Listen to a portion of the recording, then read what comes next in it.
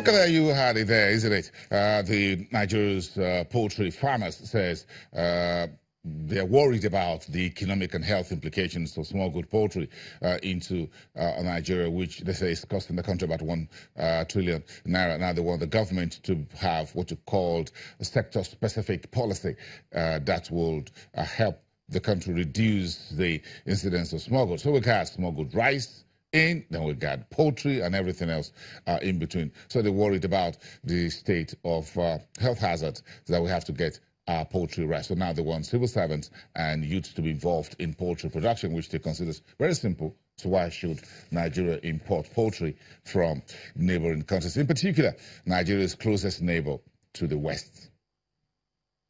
And my neighbor, of course, to the west here in the studios is Bolanle Olutosin, who is from a financial derivatives company. She is one of the economists and the research analysts. Good morning. Good morning. You get your poultry right?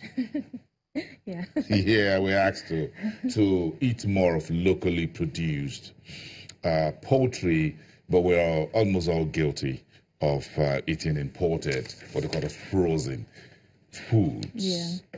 Well, we've always had the issue of, if they can't get it if they can't sell it at a good price within the country, they'll rather, get it for a better price outside. So, that's the issue we've always faced with so many of these agricultural products produced. Within rice was a major issue where there was smuggling to neighboring countries and all that. So if the government should impose policies, that prevent this act, then we can produce more, we can encourage farmers, to produce more of the chicken within the country, and we can invest more in, meeting up with the quality. So what does it really take to rear chickens, really? It actually takes a lot. I think the food that they eat, or, to make them grow and all that, it's an important, it's one of the major costs when, you're rearing chickens in a farmland. Oh, no, the ones that roam the streets. I don't think those ones are healthy. They've already... Oh, those chickens roaming the streets are not healthy? They don't look healthy. Oh, really? Okay, maybe that's an issue here. Someone had to put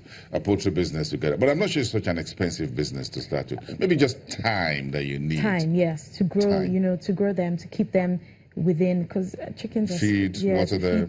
They're scary. They move around enough. Yeah, that's true. That's true. Let's move on to inflation came in 24 hours ago, which everyone looks, well, that's some good news that we can use. That's one good news in your burning economic issues. Yes, it's the 13th consecutive decline, like we expected. On Tuesday, I mentioned that we forecasted us to go down to about 14.7%, which even went down further to 14.33%. Everyone was in line with that direction. Why? Because in February, exchange rates were stable at 362 naira to the dollar. Consumer spending wasn't really up.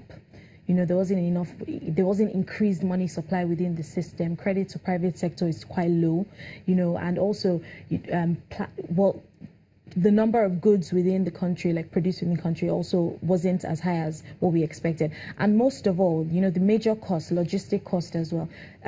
Despite the fuel scarcity we had in the beginning of February, we still found that, price of fuel in January was average price of fuel across the country was about 190 naira per litre. But now in February, it declined to about 172 naira per litre. So those factors kind of played into the, inflation numbers. Moderation. But if you look at the burden economic issues, there are quite a number of other issues there that you think the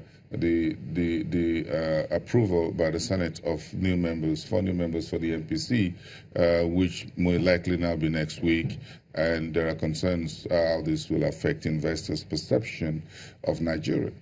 Well, what we do expect is that the approval is done by the end of this week, and in any fact, we should see an MPC meeting next week. But if that happens, with the inflation numbers coming up, most investors will obviously be expecting, an accommodative stance to be adopted. We at FDC, believe have a 70% probability that an accommodative stance, even if it's a reduction in interest rates by about 25 basis points, because the numbers that are playing around, and last year, I think the CBN governor also mentioned that in 2018 we should see ease of rates. So we think that in March, by the end of this, this quarter is the time, to place that in. But on the other hand, when we look at the fact that, now Easter is approaching, fast approaching, spending increases, and we also have the planting season coming up, I'm sure they'll be thinking about that aspect. But the emphasis will be the center where we're thinking whether to do it or not to do it, or by how much they should, they should do it. Well, we're leaning towards the fact that they will do it, but the rate at which they'll reduce interest rate wouldn't be as much as...